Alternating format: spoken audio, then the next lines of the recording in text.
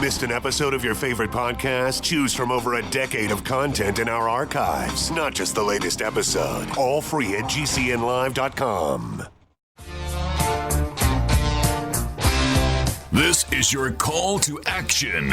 Get prepared, America. Economy, survival, energy, disasters. This is USAPrepares.com. Informative radio, educational radio. Interact now by emailing instructor@USAPrepares.com or text at 434-390-7953. Class, please take your seats. Now, your instructor, Vincent Finelli. Locked. Here we go. Dial set correctly to USAPrepares.com. If you'd like to call us, we'll pay for the call. 866-582-9933. 866-582-9933. Telephone listen line 605-477-3249. Dr. Richard Allen Miller is with us. Patrick is engineering the broadcast in Minnesota. Welcome, Rick. Good morning, and I have several requests. First, Pat needs to give me more volume when we're off the air, and you need to give me more volume. You're about you're twice as loud as he is, and I can't hear either of you. How about now? Is that better? No. Wow. Okay, Patrick's working on it. Okay, hey, good. Rick. I need it because I can't hear a thing. Okay. I was reading an article. I can't hear. Wow. He's working on it. Well, and I can tell you what's going on at my end in terms of covert bullshit, but right now I'm deep in it. Got to watch how you say things, Rick. I'm sorry, BS. Excuse me. Yep. It's terrible out here, and I know who's doing what approximately. It's unbelievable. Well, Rick, let me start with a story that I was reading about, and I'd love to hear your comment. There was an asteroid that passed by about a day ago, and this asteroid passed by Earth about 27,000 miles away. And, that's pretty darn close. That's pretty darn close. I mean, we're talking about the orbit in, 22,000 miles away is the orbit for our satellites. 5,000 miles away is what we're talking about for this asteroid near miss, flyby, whichever you'd like to call it. So this asteroid was about the size of a house. Not all that big.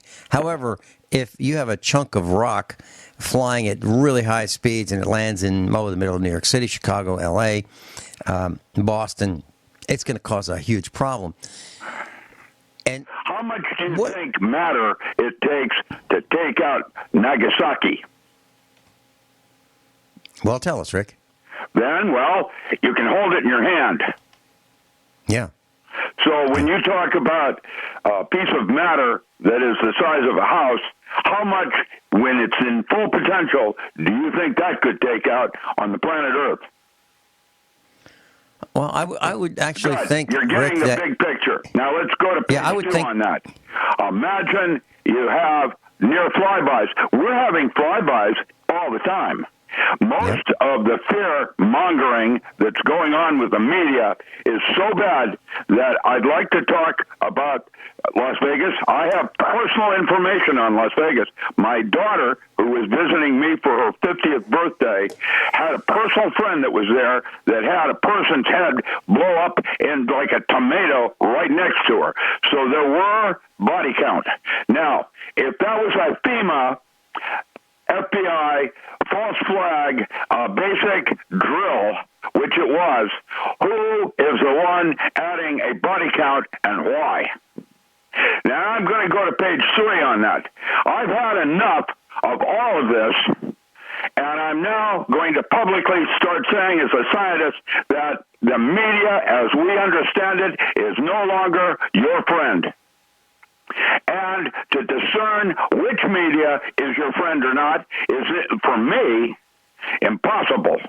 I have people I trust like Nexus and other resources, but I can tell you I can't trust everything they're saying either.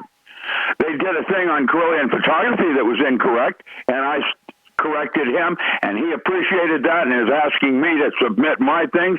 But with all of this said, imagine if we are being manipulated by the ultra-elite and or something worse than the ultra-elite.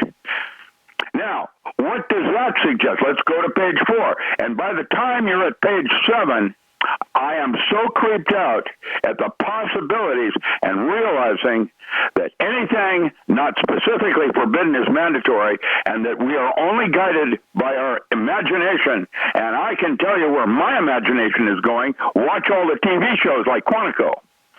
Now, with that said, where are we today? Well, we're at the end of days, and we have an opportunity because guess what? The end of days means everything's going to get changed. That is the rule. Now, how it's going to change and where it's going to change and why it's going to change, that is what I'm writing about in the non-local mind and how to change the movie. Because it's all happening. Rick, tell us what you mean by information. Rick, you're talking about Quantico. It's a TV that's series. Just one example. How about Person of Interest? Or wait, let's go to Criminal Minds. Oh, that's a good one. Mm-hmm. Mm-hmm. You know, you just go right on down the line with CBS and their new Star Trek. When you say Quantico, were you talking about the series, yes. the FBI series? Yeah. And are you talking about how they manipulate? Or wait, how about, anything you could possibly imagine is already being proposed. Now we move to Jordan Maxwell, I'm starting to put the pieces together. I am now realizing that the Amazon thing, which I just got from Matt Stein, a very interesting article, and the gray areas that they're playing with, and realizing none of us have a chance. We didn't even have a chance from 1932, and I wasn't even born until 44. Never even had a chance. Had nothing to do with choice. Now that is Liber Oz, and I have declared war. And I am going to say that there is something else going on here, and some of it is my closest friends. Why would they do that? Well, Gecko said it perfectly in the movie Wall Street. Greed is good.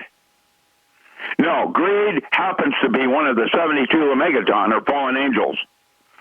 And I'm going to say something further. Christianity aside, I have met and have deep respect for some born-again Christians. I am absolutely impressed with the way they are following their inner truth. My inner truth does not have to be the same as theirs because that's God's will. And it's about time we take on fundamentalists and their viewpoint over logic and reason.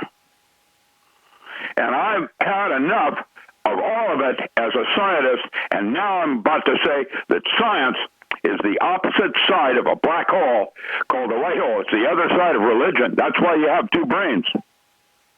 It's a cavitation process, and it's a closed system, and none of it's right. The real truth lies within each of us, and it's different for each of us, and it's about time we all acknowledge that point. Going to page 17. I'm now learning how to change the movie, and I watch what I do next. I'm really upset. I'm upset to realize that I never even had a chance when I came out of the womb here. This is not real. What's real is probably that new Japanese movie called Lucid Dream. That's worthwhile watching, where they go into the lucid dream to get the real facts on something before they trace it down in the so-called conscious world state. That's more accurate, and basically the way a lot of Aborigine tribes live. You ought to see what I posted on, biodiversity and the idea of how we're trying to beat Africa into submitting to high-tech farming. It's not going to work. It can't work by definition. So what's going to happen next is that we're going to fail across the board trying to do something that we're not meant to do. Control nature. Nature is just like we are. Has nothing to do with control, which is a fantasy.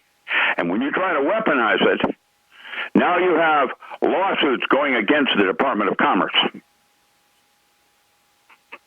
There, I've said my piece. Hey, Rick. Well, you want to talk about diamond and, the education and dumbing down of America? That's just the beginning of it. Yeah, but it's so pervasive, Rick. It's so pervasive we can't pull out of this nosedive because we're surrounded by a bunch of dummies. We were beaten before we even were born. Resistance is futile. There's your Borg statement. And that's not true. The only reason they say that is to make you believe it as part of your upper brain of making all your belief systems true. Once you realize that you can break out of it, now you have a new movie called Adam, and that's posted on my website also.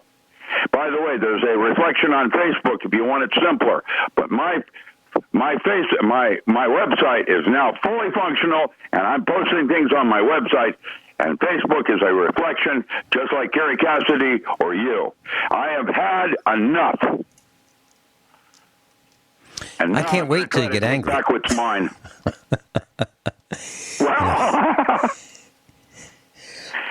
I'd like to know more about maritime law. Can we get someone like Miles or someone to come on? I'm hoping he's listening. Yeah. We'll dial in, please. I'd like some questions. Any of our broadcast class members, if you are knowledgeable in maritime law, if you're into what happened with JFK, I want to know about birth certificates and what that means, and Jordan Maxwell. Yeah. Okay, if you're up to speed on that, give us a call. I'll put you on the air right away. Everybody's got opinion. What I'm looking for now is data, and I mean in the sense of that individual on Star Trek. Rick, while we're waiting to see if someone is going to come up to the phones for that discussion, you mentioned biodiversity. You mentioned Africa being beaten into submission toward high-tech farming. I've had a couple thoughts on that, some facts that I have determined firsthand, and I'd like to share them with you about that because it doesn't just affect Africa. It affects everyone. Everyone. Well, with weather changes, that's why you have diversity. This is something that we have done. Man has technology, done. We focused on rice and wheat, and then we recognized. Dr. Graham's with us, Dr. Richard Allen Miller, website, richardallenmiller.com, Richard, A-L-A-N, Miller.com. Rick, you were talking about biodiversity, Africa being bludgeoned into submission to high-tech farming. Well, I've got two nuggets here that I'd like to share with you, or two exclamation points. One is I was having some hoses, hydraulic hoses, made. Why? Because the hydraulic hoses failed on our farm equipment. And I said to the technician, the machinist, who was making these hoses for me, I said, I'm having a lot of failures. And I see new tractors for sale. Is there a difference between the new tractors and, some of these older ones like we have, the ones that are 20 years old and older? Is there a difference in the quality? Will the new ones, are the new ones going to last longer? Because, a person might buy a new one thinking that this is going to be great. I won't have to put up with these hoses failing, these hydraulic hoses, which are a nuisance. I won't have to put up with oil leaks and so forth and all the other maintenance that goes along with the tractors. I just won't have these failures. He said, no, the new tractors are really complicated. And the failures happen right after the warranty is over. So the hoses on the new tractors fail very fast, way faster than the failure rates you're seeing. That's one thing. Now let's combine that with John Deere. So I was at the John Deere dealer. Though, Vincent, I want you to call everybody's attention to 1,000 Suns. It's a video that has been put out to demonstrate what our real problem is with global problems trying to take over Africa, how the religions have done it, and other unfortunate situations that have led Africa to be in the system and situation that they currently enjoy. Now, I'm going to say that these guys, the ones they're focused on, have had a system of agriculture that has worked for thousands of years. And then when Monsanto went in with John Deere and the rest of them, they've ruined Africa. It's now in starving mode when they had no problems for centuries. Mm-hmm. Why? And when I say centuries, I mean thousands of years, not hundreds. And I'm going to see the Thousand Sons nails it. You can find that video either on my website or on Facebook at docram.com. That might be an easier way to find it. I posted it yesterday. And it's part of a work I'm doing with the guy that invented biochar, John Gelwick. Gelwick has introduced me to Sterling University. They're going to be doing a joint project with me at Road Community College. I'm meeting with the president and the board of directors in the morning. And I'm basically going to be offering an online course that people like you listening right now can take called the New Small Family Farm for the 21st Century. I am now going in with my shotgun loaded. I am had enough of everything, and I'm going to try to give back at least a portion of what belongs to each of you. I have no idea what I'm doing. I need help. I don't understand maritime law, the legalities of it. I'm a nerd. I'm not politically oriented. Something happened in 1932, and now we're basically a commodity because of our birth certificates and the way they're formed. This is a Jordan Maxwell thing and why they tried to take him out. I'd like to know what's going on. What it is basically about food chain. And whether we've been invaded or not, it's all about hierarchies. And right now, I'm fodder, and I'm becoming conscious of that fact, and I want out. How do I do that? Actually, I don't. Okay, you want out, but what you really want is you want them out, right? I want out of their system. I want my own system. I'll create my own hell. Yeah, right. All right, so Rick, let me get back. I don't want their hell. I want mine. Yeah. Let me get back to John Deere, because it ties directly to what you're saying. So I was at the John Deere dealership, and, I'm remembering this discussion I had with the machinist, with the hoses. And that was, maybe a year ago. So I was at the counter at John Deere, and they have an old-time employee there. A guy's been there, a long time. He's not a kid, okay? He's probably close to 60 or more. And I said to him, so the new tractors, the new John Deere tractors, are they higher maintenance, lower maintenance, or the same maintenance as the older tractors? Like the one I have, the John Deere 2950 model from 1984, 1985. I'll tell you what he said when we come back. I think you're going to be very surprised, because he really had a tough time explaining this to me, but finally he told me the truth. We'll be right back. Dr. Richard Allen Miller's with us, docram.com. If you'd like to go and see some of the links to what we're talking about today, go to docram, D-O-C-R-A-M, RAM as in Richard Allen Miller. I need more volume. Thank you. Okay, I'm working on it. Okay, so Rick, John Deere. So I went to the dealer, and I was at the counter, and I talked to one of the older time guys. He'd been there for years and years and years, at least 12 years that I know of. And so I asked him, new John Deere tractors, higher maintenance, same maintenance, lower maintenance, than what I have, the 1984, 1985 model John Deere 2950 100 horsepower tractor. And he said, well, no, it's about, they're pretty good. Well, they're about the same. Not exactly. Finally, after me just looking at him, not saying, have you lost your mind? Finally, he says to me, well, no, actually, they're higher maintenance. And you know why? The whole thing is about money, just like Hewlett-Packard and printing. And they do it in 4 colors, not one. So that when you wear out one color, you still have 3 other colors you have to concern yourself with. The whole thing is set up before we were born. Yeah, and pretty much, when you're done with Hewlett-Packard, pretty much when you're done with that 4-color ink cartridge, you're printing in yellow because that's the only color that's left. I know exactly. Not me, because of my books. Now I'm printing in, cayenne or whatever. Look, this whole thing has been done right from the very beginning. Mopar is a typical example. And part exchange, where you can use a Nissan part on a Datsun, is crazy. All right, so here's the rest of the story about the John Deere tractors. What has happened is, if you want to work on them, you're probably going to need a tune-up with a computer.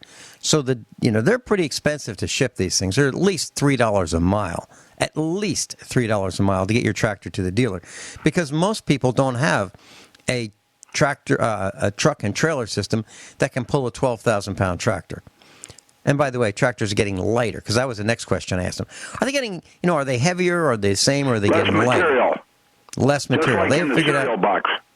Right. They've figured out how to take steel and cast iron and replace it with plastic on these tractors. Cheaper. Yeah. For the same so price. the point is, if you need a tune-up or an adjustment, it requires a computer. So either the technician has to come to your farm with his notebook computer with the proprietary John Deere software, or you somehow get that tractor to them, which is really darn expensive. It can cost. What the bad news is? I happen to know the heiress to John Deere, and she's a personal friend of mine, and she is a satsangi, a spiritual person, because she's no longer involved with the business. It's run by a bunch of aliens. Mm-hmm. That's a good way to look at it. From my perspective, I can't stand John Deere. I really can't.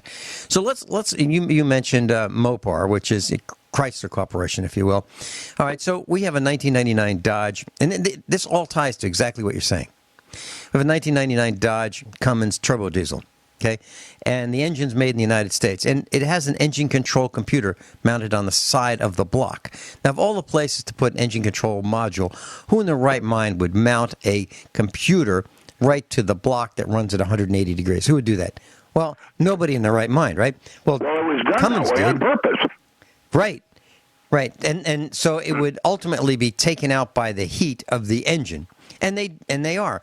So I just went to eBay. Now, ours blew, and we had to get a new one. Now, I just went to eBay, and you can get one. It's $899 for a used engine control computer. This is a little small computer. It's not very. It's like the size of it's smaller than a industrial telephone or a corporate telephone. It's half the size of a keyboard. How about that? That's what we're talking about.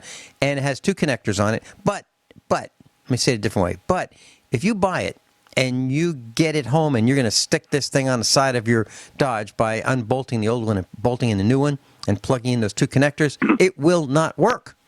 It must be the same thing in marketing of food. If you buy fruit, what they'll do is they'll give you a big container of blueberries or strawberries. Strawberries are a better one.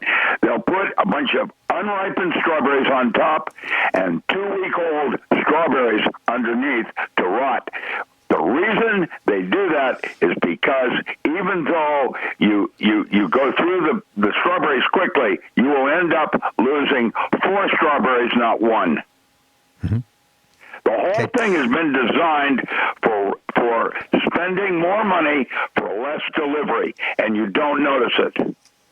Okay. If you want to talk about fruit, so we go to Sam's Club, and we've been going there for years, and Mrs. Finelli buys fruit, and it really looks great. It's in these packages of 4 pounds, 5 pounds, 6 pounds, gets nectarines, and they look great. We get them home, cut them open, and they're brown on the inside. They are perfect on the outside. They are designer appearing fruit. I mean, they look absolutely flawless. On the inside, they're rotten. So what do? Well, you absolutely bring it back, okay? Bring it back, but you have to make kind of a quiet scene when you do it. You have to say, wow, you wouldn't believe this, but here's this bag, and you kind of crinkle the bag so everybody can see. Well, on the outside, these look great. On the inside, they're rotten. I didn't say that clearly. They're rotten on the inside. So I need a refund. Okay. Now, if enough of us do that, they're going to stop dealing with that vendor that provides that rotten on the inside, good-looking on the outside fruit to Sam's. Eventually, we can get it to stop. You recycle faster. You buy more. But we have to make some noise. We have to make some noise to do that. So here we've had the story about Africa and how we're going to take over Africa, and we're going to bring them these shiny tractors and this shiny equipment. We're going to bring them. Well, we can even add. Yeah, we can even add. Well, just on the equipment side, Rick. If we set aside the insecticides and the poisons and the toxins, and we just put that aside, and we just say we're going to sell them equipment. Okay, probably even lend them the money to do it. That's what the equipment is for, is to deploy that. Yeah. So the equipment, even if we're talking about bobcats, the small tractor-like devices that have skid steers, sometimes they're called. They even have these engine control computers. And one of our instructors called me and he said he couldn't believe it. He couldn't believe it. His bobcat, he bought one, and it had some problems with the engine running, and he needed a tune-up. So the guy shows up with a notebook computer at his farm, and he plugs it in, and $1,500 later, he's got a tune-up, and it works great. But it's $1,500 to tune it up with the computer that he wouldn't have needed before if he had like a 1984 or 1985 version of the same machine that had mechanical diesel fuel injection, because he could have fixed it himself. Much cheaper, if there was a problem to begin with. So what I'm saying, Rick, is I have an old tractor. I'm trying to think, okay, what did I do to this tractor? It's got probably maybe 5,000 hours on it. It has new rear tires. I bought it used.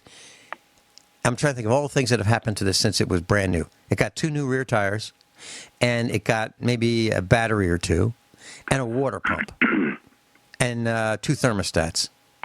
That's it. And compare that to a new tractor, the maintenance is just a killer. So what I'm saying is I believe you're absolutely right. I believe the takeover of Africa will be multi-pronged, including the equipment. And the Africans who are, I would say, they're ill-informed if they're going to let this happen. Well, watch this movie, 1,000 Suns. It shows Africa waking up. And by the way, that's what Frank Herbert called when the sleeper awakes. Mm-hmm. Okay, correct me if I'm wrong, Rick, but isn't Africa the final frontier for takeover? Isn't it? It's got the resources. It's got the rare earth minerals. It hasn't been destroyed as has been the rest of the New World. We call them blood diamonds. We call it, it has a lot of names, by many names. And I have had enough, and I'm going to start saying so. And now I'd like to know more about birth certificates and maritime law. I'd like to know what that really means in Washington, D.C. Okay. Gwyneth Isaacs, she's not listening now because she's in Australia. She lives in the middle of nowhere, and she's on a off-grid system, and she's out of electricity. So she will download this broadcast tomorrow, and she will listen to it. But it's too late for her. Miles is probably doing the same thing in Europe. Both of them would be quite knowledgeable on this subject, and I invite them to call in. So maybe next week we'll get a better topic going on. Yeah, well, here's what we'll do. Rick.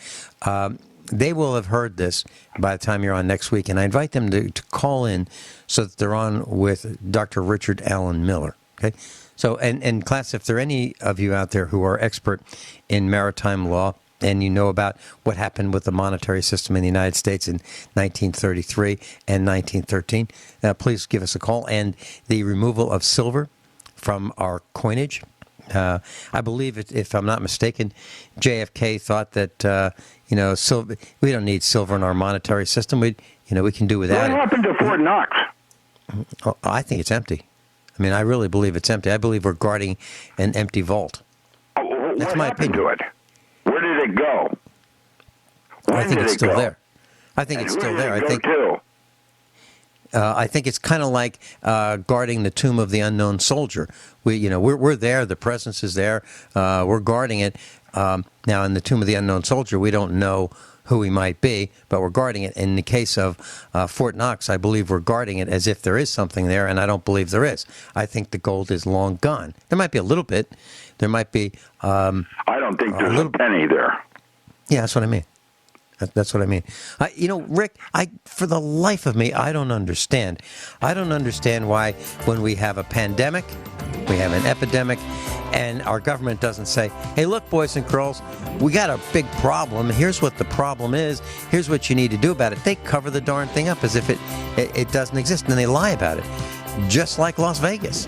They're lying about it. I heard the audio, saw the video. There were multiple shooters. And they're trying to tell us it's a lone gunman? I can't believe it. Bunch of lying perverts. What we're trying to say during the previous 52 minutes or so of broadcasting is that Africa is being taken over and they're being conned into submission, and they're going to get this new equipment and they are going to be strangled by the required maintenance. And I'm just talking about just on the equipment, not including the toxins and the chemicals and the deaths that they're going to see and the poisoning that they're going to see. And I believe all of this is because of money and because of Gordon Gekko's, what he described as greed, and the corporate profits that are going to be made on the backs of the uninformed African people. No system based on capitalism or communism can exist without increasing expenditure. The whole thing is designed. If you look at the physics of it, there's no way that capitalism can continue as a system without greed. Mm-hmm. And I think it's disgusting. I think greed is absolutely disgusting. Rick, I was taught. A demon. It's a lesser quality of man, deemed unworthy of man, like jealousy, rage, anger. Greed is one of the deadly sins. Yeah. Yeah, I was taught that. Call them demons. When a Chinese does a mudra, hand gesture, that hand gesture with a light on it on the wall shows a big black dog about to eat you. It is a metaphor. That's what a demon is. I was taught that the quality in you deemed unworthy, a lesser part of you, a small part of you, like jealousy, rage, anger, they're all present. You have a choice. That's what distinguishes the distinction between ethics and morals. Rick, when you were younger, weren't you taught that greed and gluttony were both sins? Look at how people eat today, and how many people are obese today. Obesity is a reflection of your values. Interesting that you say that. I've noticed something that I've done here at our farmhouse. We have china that we eat from, and I'm talking about plates. And the plates we have the standard dinner plates, large ones. Then we have something called a dessert plate. It's smaller. It would hold maybe 1/3 the surface area of the dinner plates. And then we have saucers that go under cups. Now, this is the same set of china that we've had for a very, very long time, since we were first married. And it was one of those things where if you go to the supermarket, you would get like a free plate. And the next time you go, you get another free plate. And if you wanted to round out the set and have, the gravy serving pieces, that you'd have to buy them for $5. So we collected this, and it was English china by Churchill. It was excellent. Well, what I've done in the past, recent past, not too long ago, was I started using the dessert plates for lunch and for dinner. So if I'm serving dinner the boys and Mrs. Finelli, my mom, are going to get dinner on dessert plates. Just a smaller version. And what we've done is we've cut down on the size of the helpings. And part of the reason is I really believe still that gluttony is a sin. And we don't need to eat until we become morbidly obese. We don't need to do that. Not that we are. We're a bunch of skinny people here at our farm, but we're not going to. We're not going to commit the sin of gluttony. Rick, when we come back, I'd like to discuss with you, if it's okay, Home Depot. Home Depot is in at least a mild panic because they figured out they have a problem with their customers. And they're trying to figure out how they can solve this problem. It's an absolutely huge problem. And I don't know if it can be fixed by Home Depot. It's going to take a lot of effort to fix this problem. Home Depot, Lowe's, Sutherland's, all of these home improvement companies are going to have to get together. But even more important, we are going to have to get together before we're all gone, dead and buried. Because if we don't, we're going to lose the ship. We'll be right back. Everyone all set? Cocked? Locked? Here we go. Hour number 2 of USAPrepares.com. Richard Allen Miller's with us. RichardAllenMiller.com. Richard, A-L-A-N, Miller.com. Dr. Miller, back in the 1990s, I was a computer consultant for a bunch of companies, and one of them happened to be a metal fabrication company, a machine shop, a company that if you wanted a custom-built hatch for an underground bunker, they could build it. If you needed sheet metal, heavy, thick sheet metal, bent, cut, welded, shaped, whatever it was that you needed, they could do it. And this particular company is located in Virginia, and it was right down the road from the high school where I was also a consultant. So, and there's a reason why I'm telling you this story. It talks about the devolution with a D of our human race.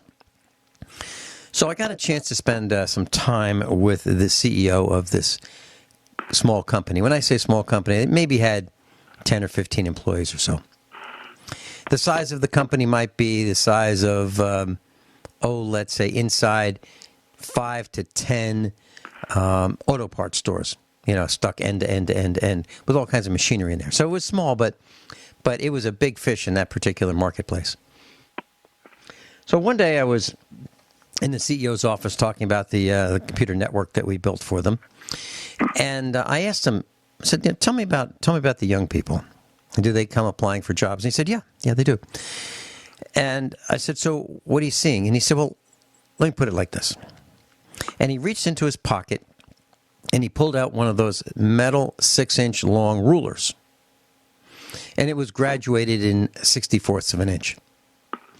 And he said, I pull this out and ask the guys that are coming in, they say, I need a job. And he goes, okay.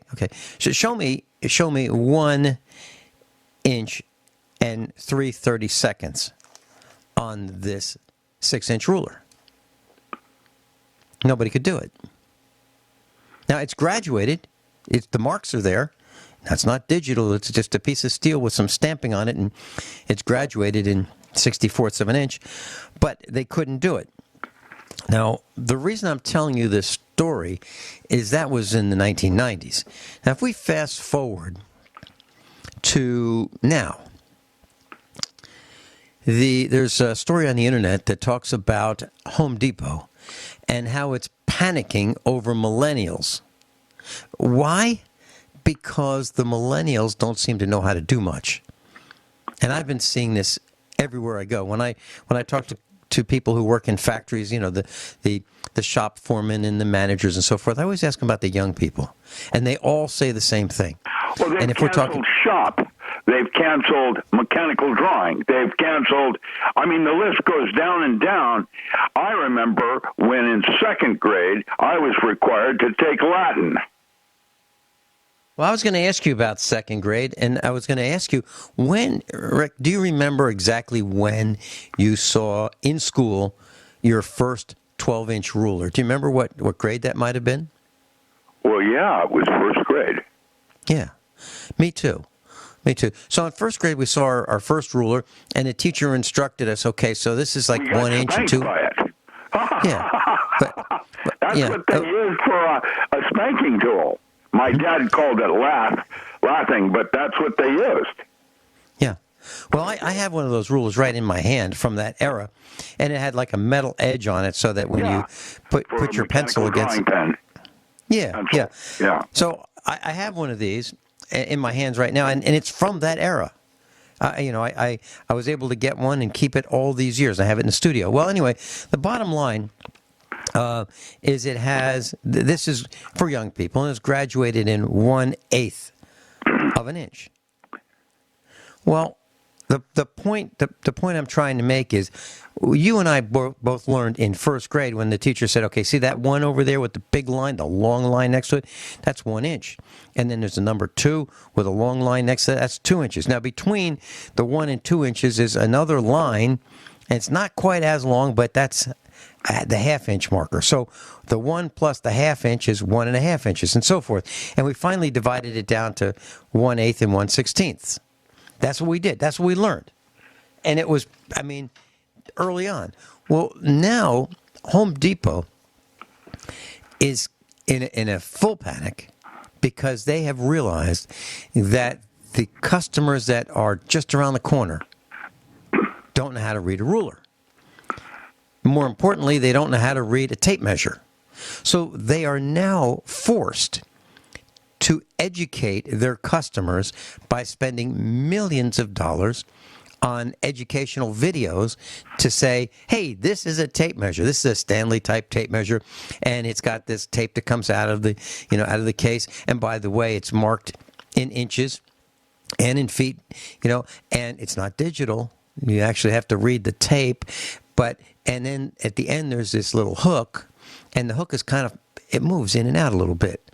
Just a little bit. And the reason for that is, well, if you hook the tape onto the end of a board and you pull it, you can read the length of the board. Now, if it's an inside measurement, that hook moves inward the width of the hook so that you can get an accurate measurement inside and outside dimensions.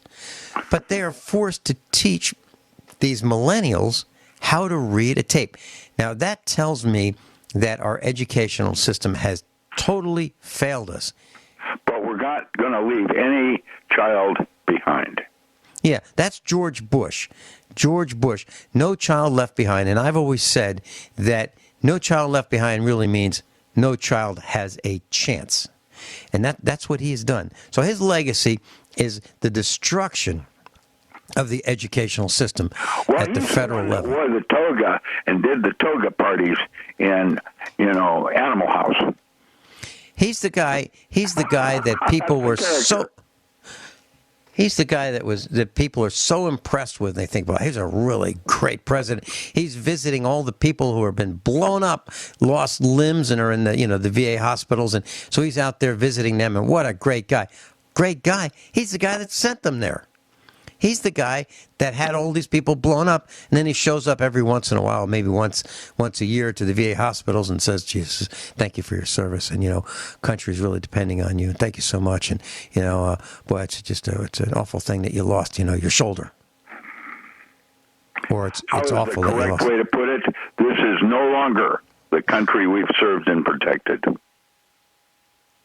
Correct. So the article that I'm reading is from zerohedge.com, and it says that the vice president has been forced to start training classes and remind frustrated millennials who can't seem to keep their flowers alive that plants need sunlight to grow. It's apparent that not a single millennial ever took biology in grade school. Commenting on the tutorials, the vice president of corporate affairs admitted that these simple things we wouldn't have really thought to do or needed to do 15 years ago. So what we're saying is it's come to light that the millennials have no clue about a lot of things.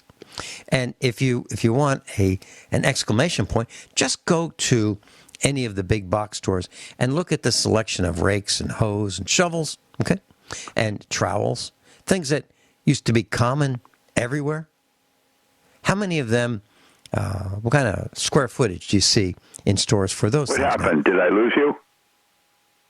Hello? No, I'm still here. Hello? I'm still here. I'm here. Did I lose you? No, I'm still here. Can you crank up Rick's volume a little bit, please? Still here, Rick.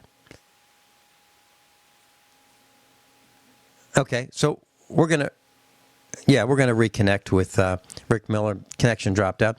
So what has happened, class, is companies such as Procter & Gamble, Scott's, that'd be the lawn seed and fertilizer company, Home Depot, and others are now hosting classes and online tutorials to teach basic skills. Now, what kind of skills are we talking about? You're not going to believe this. How to use a hammer. To hammer a nail. Seriously. Hammering a nail. How to mop a floor. How to pick a color of paint for your house or a room. How to mow the lawn. Can you imagine? Can you imagine companies like Home Depot are now teaching people how to mow their lawn? Did you know I just got cut off? Yeah, I did. What do you think that's all about, Vincent? Well, I think we've hit the nail. Anything to do with what we're talking about? Well, that's what I was going to say. I think we hit the nail on the head. Well, we're talking about, when you criticize George Bush, these things can happen. These things can happen. Let's double dare them to do it again. I want to prove to you that they're afraid. For fear there's no question. Plausible deniability. They won't cut us off this time. Yeah, why? Because you dared them. That's why. Yeah. Yeah. Okay. So we're now talking about the largest demographic in America, 4.75 million 26-year-olds roaming the streets of New York and San Francisco and Los Angeles without a clue as to how to use a tape measure. Now, let me drive this point home a little farther. And, class, one of the things that we do at USA Prepares is we tell stories. Now, when I say tell stories, I'm not talking about fiction. I'm talking about real-life experiences that are germane to the subject matter. We're talking about the dumbing down of America. Well, when I was teaching high school advanced computer science and manufacturing and entrepreneurship, I wrote a proposal to the superintendent of schools who I reported to. I would not report to this principal because he wasn't smart enough to understand what I was doing. So I refused to report to him, which all the other teachers did. I would only report to the superintendent, who was a pretty bright guy. Anyway, I proposed that we change the curriculum and include things like principles of insurance, principles of marketing, principles of integrity, banking, finance, interest, everything you could think of. And I was shot down. And back in the 90s, I was teaching advanced computer science. I had the largest classroom in the high school, and we made computers in our classroom, and we programmed them, we built networks, and I taught the students how to do all these things. And so to be in my class, I had a contract with the students. They had to sign a contract with me. The parents had to sign it as well. And one of the things that was a requirement in order to be in my class was that there would be an interview. So during the application process to be in my class, I would have another teacher with me, and we would interview all the candidates, all the students who wanted to be in the class. Well, everything that I did, I would have another teacher with me, and that way I wouldn't be able to be accused of doing anything to the students that was unsavory or not above board. So I always had another teacher with me for everyone's protection, if you will. So during this interview process, I would ask several questions. One of the questions that I would ask, let me give you a little bit of background. We lived in a county of 11,000 people. It was very poor. In this county of 11,000 people, the big town had 500 people in the town. And there was one restaurant in the town, and it was a combination restaurant-motel. So if you're going to go out to eat, that's where you went, okay? It was the big restaurant. It might be able to hold 40 people, all right? So it was established in the 1940s. So it'd been there a long time. Everybody knew about it. I'm not going to give out the name, but it was, if you mentioned the name, everybody knew exactly what you're talking about. So one of the questions that I would ask during the interview process to be in my class was, can you give me directions? And this is to a student. Can you give me directions from the restaurant to the high school? Can you give me directions from the restaurant to the high school? Now, I'm going to tell you what the directions are. Left out of the parking lot. Right at the stop sign. Left at the T. Continue a half a mile. High school's on the left. Okay? Now, those are all main roads. Main roads. The same roads that the school buses took for generations. High school was established, I believe, in the 1930s, 1940s. So it's nothing that the students hadn't seen, hadn't been on. They've all been to the restaurant at least once or have driven past it. And it was very difficult for the students to give me clear, concise directions on the voyage from the restaurant to the high school. And they've all been on that hundreds of times. But it was difficult for them. So what I'm saying is we have destroyed our educational system. And we pulled out the home economics class. Home economics is probably one of the most important classes that we've ever taught in school. And that is, home economics to me is considering the home as a business, okay? How do you write checks? How do you pay bills? What is insurance, okay? What is cleanliness, hygiene? How often do you vacuum? What do you use to clean up? What do you use to make sure that you don't poison yourself while you're cooking? I mean, those are just a few of the things that are taught in home economics. The economics of feeding yourself, providing for your family, food, nourishment for your family. Those are the things that are taught. Along with auto mechanics, which we hardly teach now, we've eliminated many classes in home economics, shop, basic electricity. We don't know how to do that anymore. I was talking to a young man a few days ago, and I'm really frustrated because all I wanted to do was teach him how to remove a dimmer switch in the wall and replace it with a single pole switch, the kind that you flip the lever and lights go on, flip it down, the lights go off. All I wanted to do was teach him how to do that over the phone. And I didn't think I could do it without him getting shocked, because it involved going to the breaker panel and shutting off the specific breaker, teaching him how to identify which the breaker is. And I was concerned about that. So I suggested that he go to YouTube and find some videos on how to do it, and then I would talk him through it. But what I'm saying is, here's a young man, probably in his 30s, who's never done that before. Why? Why? Because we haven't taught it. And also, we haven't taught people how to be creative. We haven't taught people that they should wonder about those things. I can't imagine a single household that hasn't had a broken electrical switch or socket. I can't imagine one. So what do you do if you live in a house with a broken switch or socket? Do you just live with it? Do you call an electrician in at $100 or $150? Dr. Richard Allen Miller is with us. Rick, metaphysics. You've got a series that is expanding. Can you share some information with us about that? Yeah, and there's lots more where that came out with, because I'm about to also release the Holistic Kabbalah, Pathworking and Magic, right behind it. There are 3 of 15 audiobooks now on sale, on courses I taught at AOL during a period in the 90s when it was in transition, going from PC Link. I taught it at IES at Humboldt, and hopefully this winter, I will be teaching again.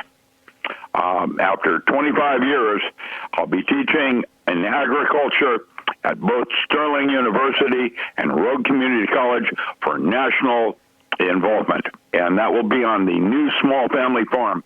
The metaphysics audiobooks are not meant for CD players because they are deep filed with MP3 files in a file folder that have to be opened. You can transfer those onto a disk if you want the MP files to play them on a regular CD stupid player.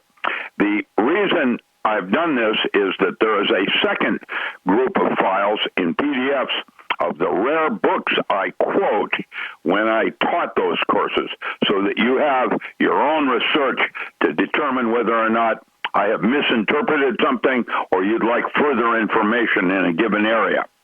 The idea is to lay a foundation for my new proposal in the Non-Local Mind book, which I am now suggesting that magic and the use of altered states of consciousness is the next step in man's evolution toward consciousness.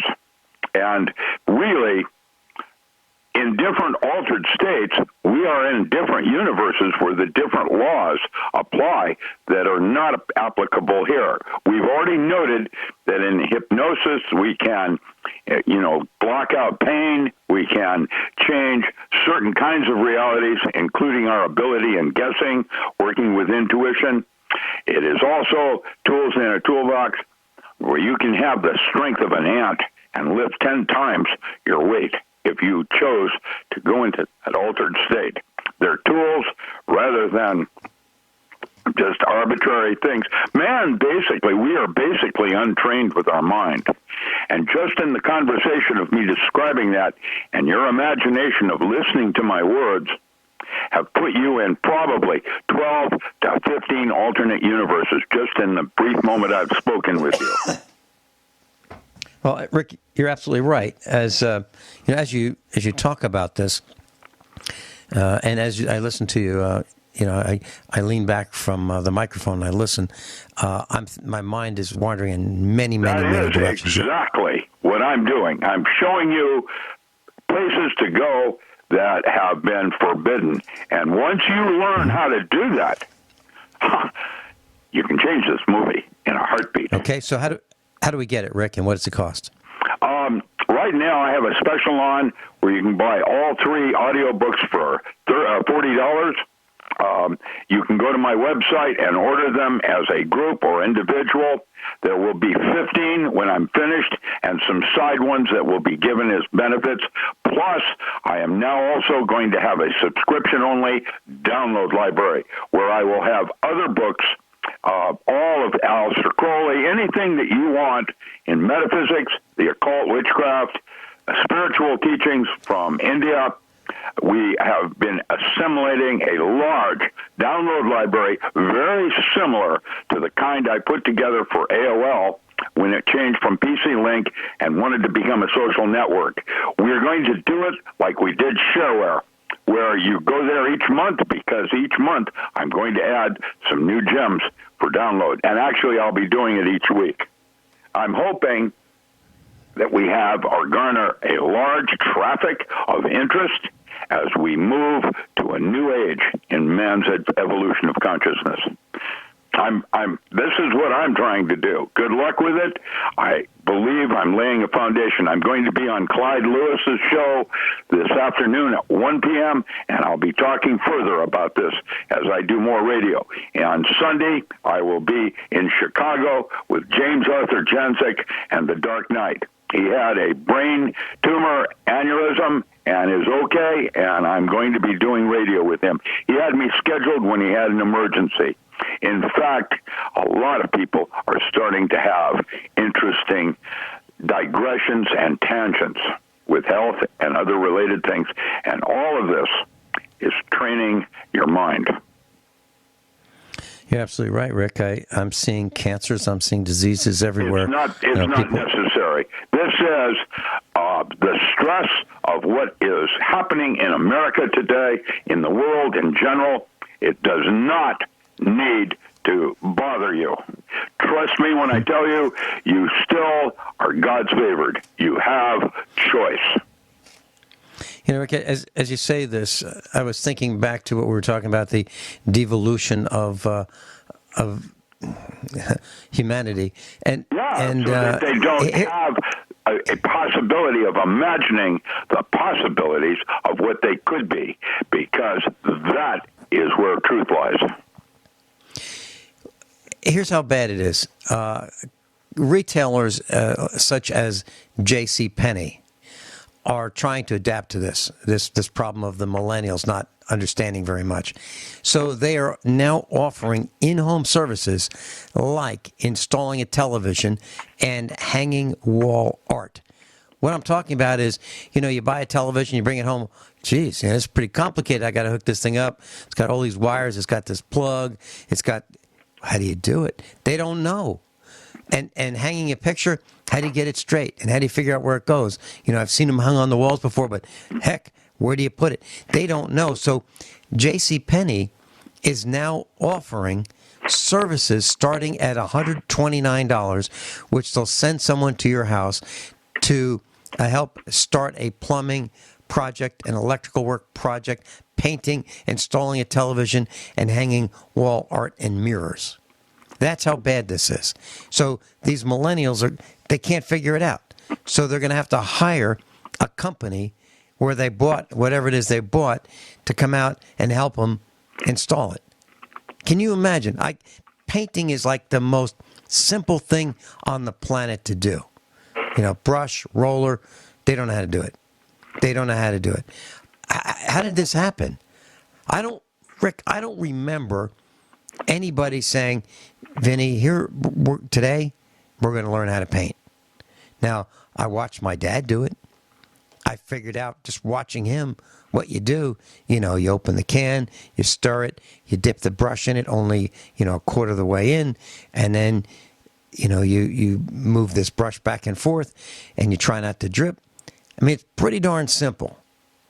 But yet, the millennials can't do it. So the question, Rick, is yes or no, if you can answer it that way. Are we devolving? Are we becoming dumber? Yes, we are. Both. Yeah. Because I totally agree. Everybody that has heard us this morning gets everything that we're saying. And that means we're waking up. And education is illusion. Yeah. It's the awareness that has content and substance and form. Rick, do you have... I'd like to place some of the blame, and I'm willing to name some of the individuals and companies who are involved in this. Would you like to do that, or do you just want me to do it? Well, you go ahead and start. I'll chime in. All right. Okay. In harmony. When I look at what has happened, I place the blame squarely on corporations such as Apple, Verizon. Well, how can corporations become individuals or single entities, not accountable by law? Mm-hmm. How's that Verizon, Apple, Microsoft, the federal government, and the one thing that they all have in common is greed, insatiable greed. And if you put that together, that's how we got here. We have these ill-informed superintendents of schools, principals, and teachers who say, what we should do is have electronic teaching. We should have... Yeah, watch that video, the 1,000 Sons that's on my website, because Chapter 2 of 5 chapters talks about the church and how they build churches in Africa, and then what they want to do is build more churches, not farms. How does that work? I remember how George Carlin put it. God has everything, but he needs more money. Yeah. Get a grip. What exactly is religion and what it is not? When a Catholic church says to me that I have to go to a priest for him to talk to God for me, how does that work? What just happened to my rights? It doesn't work for me anymore, Rick, and it hasn't for a couple decades. That's why they call it the last hope. hope. People are waking up, and it will be the end of days. And change is an opportunity, not something to be feared. Rick, we may lose some listeners after what I'm about to say, and some class members. They may be absolutely furious with me. But I'm just going to ask the question. I was watching Vikings. Have you seen it? Yes. It's on Netflix. Okay. Or it was on Netflix. Okay. The main character asks the question, or is asked the question, do you believe in Valhalla? Do you believe in heaven? And he said something, I'm paraphrasing, well, my people believe in Valhalla, eternal bliss of fighting in wars and conquest. And the Christians believe in heaven. He said he didn't believe in either one. And he indicated that the reason that there were religions and these beliefs was to control the people, the opiate of the masses. That's what he indicated. I'd like to end this by saying that Doc Ram's with us, Dr. Richard Allen Miller. Class, if you'd like to buy his Metaphysics series, just go to richardallenmiller.com, Richard, A-L-A-N, Miller.com. Class, we're talking about millennials, and if you want proof that they don't know very much, just ask them to estimate something. How far is it from here to there? How much does this weigh? Or, absolute proof, ask them, how much is a pint? What is a pint? Or ask them how many ounces in a gallon, or how many ounces in a quart. Okay. And Rick, one other thing, politicians are now pushing to ban bump stocks as allegedly used in the Las Vegas massacre. I don't have one. Never wanted one. Never picked one up to look at it at a gun show. I think that having a rifle flop around in your hands is a bad idea. And if you follow that same logic, we would hear politicians talking about banning matches and lighters. Why? Because of the California wildfires. Your comments?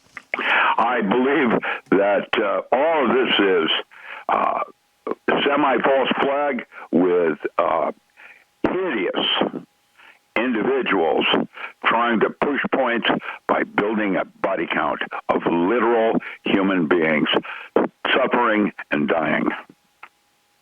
And I'm going to say one final thing. If imagination is real, then that means that beliefs are tools in a toolbox to be used toward your goal, not absolutes. Can you give us a little more education on exactly what you mean by that, Rick? Well, your upper brain is used, the logic brain, the one that is associated with consciousness, to make all your beliefs true. I wouldn't have seen it if I hadn't have believed it. Okay, so now, that's how it works. How do we fix it, Rick? What do we do? Training so starting mind. Today, you begin by training the unruly mind. Meditators have required the purpose of meditation and training the mind for a millennia.